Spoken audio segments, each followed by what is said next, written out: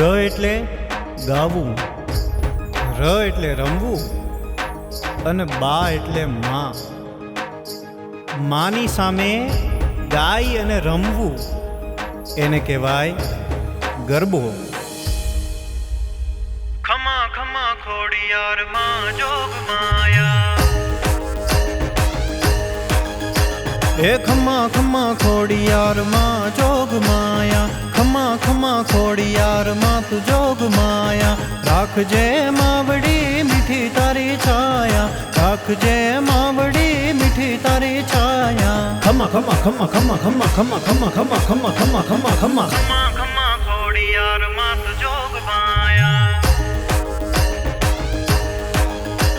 એ ખમા ખમા ખોડિયાર માં તું જોગ માયા, ખમા ખમા ખોડિયાર માં તું જોગ માયા, ખમા ખમા ખોડિયાર માં તું જોગ માયા.